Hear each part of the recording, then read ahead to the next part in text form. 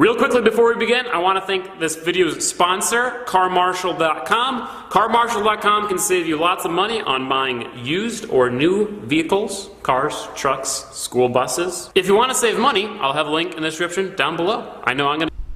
Hey Charlotte County, this is Charlotte County COPWATCH, and I cannot believe I did not find this article before, but I might have, but I didn't realize there is a document in here all of you need to file with your local police, sheriff, FBI, everyone, everywhere. This crap's got to stop. There is a Foia request that they did to Florida to find out how much they were using the Stingray on everybody, which is a fake cell phone tower which gets everything. It's illegal, unconstitutional, violation of Fourth Amendment. And what's really bad about it, when they fire that sucker up, they're going for you, but they get the whole damn neighborhood. That is a massive lawsuit. But when this sucker's fired up, it gets everything. It gets your voice, it gets your data, it gets your text, it gets everything. So I am going to do a screen reader here on the FOIA request, and I will put the FOIA request in the description. Everybody needs to file this wherever you are. Wake the hell up. Everything is illegal. You are not free. We have the most people in jail, in prison than the whole rest of the fucking world, and we're supposed to be free. Wake the fuck up and file this paperwork. Find out who's doing what in your area. This shit's gotta stop.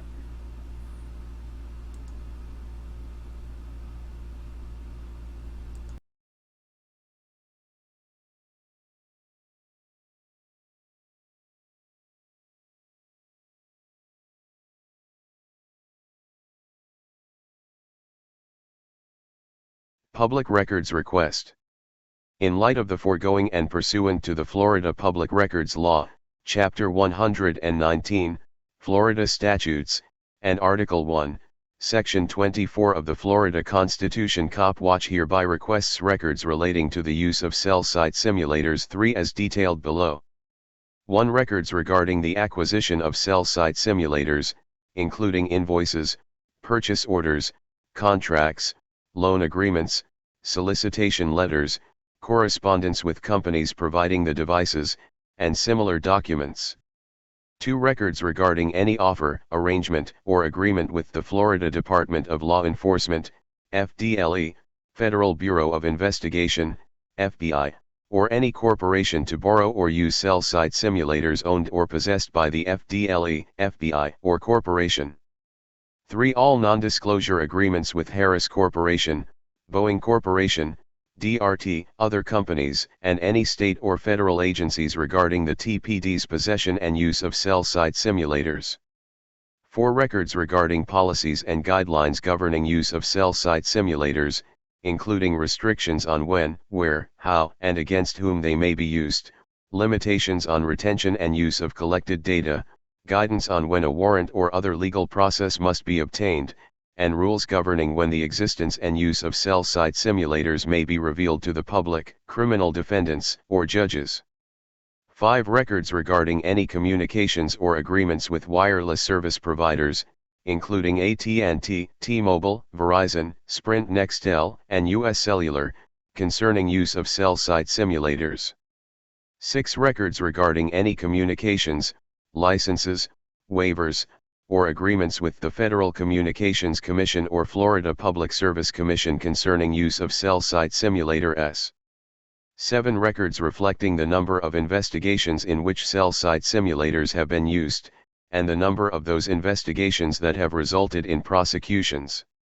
8. Records reflecting a list of all criminal cases, with docket numbers if available, in which law enforcement officers used a cell site simulator as part of the underlying investigation.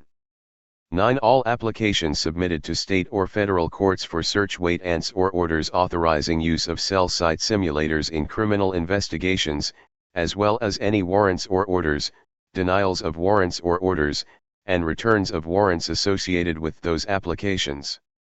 If any responsive records are sealed, please provide the date and docket number for each sealed document. 10. All records regarding the use of cell site simulators in closed investigations for not regulated. As technology continues advancing and running more aspects of our lives, the question needs to be asked, how much control do we really have when it comes to protecting our privacy? Here at CBSN, we're launching a new segment called Control. Now here's Vladimir Duthier with more. Do you really know who's accessing your phone data? U.S. Immigration and Customs Enforcement, or ICE for short, is tracking down undocumented immigrants using something called a Stingray, which is a device that mimics a cell phone tower. Stingrays allow police to track cell phone locations, intercept live phone calls, read outgoing text messages, and disrupt cell phone signals. The devices get mounted to vans, planes, and helicopters to scan entire neighborhoods at once, and they're not regulated. So, how can you protect your privacy? Apps like Signal, Redphone, TextSecure, and ChatSecure can safeguard your data or notify you of suspicious cell phone tower activity. I want to bring in Ian Smith, a research scientist at the University of Washington. Ian's in Seattle. Ian, Stingrays, first time I'm hearing about them. How prevalent are they and what do they do? So Stingrays are a surveillance device. They can surveil cell phones, and basically they're used at least by law enforcement. We know that they're used every day across the United States. Well, we've been kind of relying on the trickle of information that has come in through anonymous leaks and Freedom of Information Act requests that show records of their use by law enforcement over the past few years. How can the device zero in on a particular signal or a particular cell phone? I would imagine if I turned on a cell phone detecting device, I would detect that everyone has a cell phone. Yeah, if you're looking for a particular individual, a person of interest, for example, then you can turn on one of these devices and all of the phones in the area will connect to it without knowing that it is a rogue cell tower. But basically. How would you independently know which phone belongs to what person? You can search by the subscriber identification number. Basically. How would you have that number? So law enforcement, for example, has ways of getting that number. And it's really, possibly through determining what they're called IMSIs basically. So mapping those to actual phone numbers is not difficult. So everyone who has a cell phone has a unique subscriber identification number that's like a social security number for their wireless signal? Yeah, it's basically the number that your phone notifies the phone network that you are who you say you are when you connect, basically. But in some of the older phone protocols, there's no way for your phone to double check that you're connecting to the actual network and not a rogue cell site simulator. All right, so what can people do once these Stingrays are detected? Right now, there really isn't a whole lot you can do, unfortunately, because the problem is that the cellular network itself is fundamentally insecure. And as long as these vulnerabilities exist, our privacy will continue to be chipped away at. And I will say that the story about law enforcement is really only half the story. Another really important part of this is that these devices are so powerful that they're being used by criminals and possibly foreign actors on Americans as well. I am feeling increasingly drawn to pen and paper, despite the inconvenience. Perhaps a bird carried message would be the best way to communicate with those distant and not near. I don't know. There's something else called sea glass technology. What is that? How is that being used in the future? Yeah, the purpose of sea glass is to monitor the use of these surveillance devices across the city over time, rather than relying on the leaks and Public Records Act requests, which is just a trickle of information that we've been getting over the years. We wanted to develop a technological solution to this problem so that we can monitor use across the city over time. And basically, the goal is to provide transparency and hopefully accountability. And the accountability would come in what form? So now that one can use the counter detection software or system to find out that this is happening, what's the next step? So the next step is basically determining how often these devices are being used, when they're being used, and where, and hopefully finding out who's using them and for what purpose. All right. Ian Smith. Ian, be careful who you call outside after this interview. We may be listening in about your commentary about how you think it went. What do you think of us? No, I'm just kidding. Ian Smith, thank you very much. I learned a lot. Thank you. Privacy concerns, because it's a badly kept secret that law enforcement has surveillance tools to track cell phone activity, pursuing suspects, but we're learning now how much they use those tools. It's been revealed that U.S. Marshals alone have tracked about 6,000 cell phones, and that also raises privacy concerns because the surveillance is picking up information from other nearby phones. It looks like we can't escape being spied on. CrimeSider's Graham Cates joins me here. I mean, the thing is that the law enforcement would argue, yeah, we're doing this to track down the bad guys, but they're collecting a whole lot more data.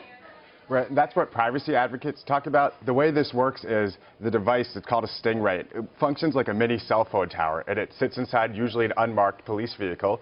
And what they're looking for is maybe a specific suspect's cell phone information to collect his phone calls, his emails, his text messages, and where he's moving with his cell phone. But the way a normal cell phone works is it looks for the closest cell phone tower and connects through that. And so the Stingray collects all of the cell phones in the area as long as they're making contact with the nearest tower. And then it sends it on to the regular tower, but the police get to collect that information. And technically, they're supposed to delete all of it. But we're really not supposed to find out how they do that because of some contractual things they do with the maker of the Stingray. Okay, so I just read recently that a lot of local police departments are using this now, only the deal was when they got it from the feds, listen, if this ever comes up as a question in court, they want to know how did you find your suspect in this house, how did you track him there, that rather than explaining the technology, you have to drop the case. And the law enforcement agencies go, okay, all right, we're in on that. Do they have to get warrants for this? I mean, I never thought I would utter this phrase, but back in the good old days, you had to go and get a court order if you wanted to eavesdrop on someone's phone calls. The answer is basically no. We just found out that the NYPD has used this to track over 1,000 people, again, collecting more than just that 1,000.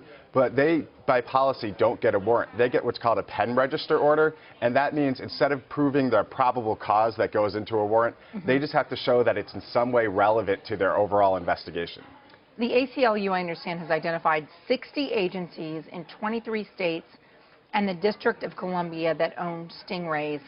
The U.S. Marshals were asked, well, how many cases do you use this on? Did they give answers? This is really fascinating. The USA Today asked for a log of every case where they've specifically used a Stingray. So that's like a spreadsheet that lists each one. And what they got was a response saying, we're not allowed to give out that information because it's personal about the people who we were looking at. And instead, they got this almost blank spreadsheet. It was 80 pages long, and each one denotes that it was personal information. And they just counted the number of cases, and it's almost 6,000. That the U.S. Marshals are using. What's the real danger here for our privacy? I mean, a lot of people would say, hey, look, I'm a law-abiding citizen. I don't have anything to hide. So if cops can stop crimes by tracking this stuff, so be it. The ACLU and others who argue against it say this is really a Fourth Amendment issue. Your cell phone goes into your house, it goes into all these places that are your own property, and typically a warrant is needed in order to collect that information. And you have a right against unreasonable search in these cases. All right, and they're seizing your information too. Graham, thanks. All right, remember, you can track these investigations. You can read up on the big crime stories of the day at cbsnews.com/CrimeSider. Hey, Charlotte County, this is Charlotte County COPWATCH, and I just wanted you to know that I am using this stuff under fair use. And also, remember to like and subscribe this channel. Also, too, keep in mind, I do not make any money on YouTube. This is 5 hours work a day, fighting for freedom. And you can donate with PayPal and Patreon. I just want you to think about this. If everybody gives to PayPal and Patreon. Patreon is every month. Actually, PayPal you can do every month. I have 12,000 subscribers. If everybody gives, I can quit my regular job and go full-time investigations on Charlotte County and possibly even more and beyond. So just keep that in mind. If everybody helps out, I can go full-time doing this. Thanks.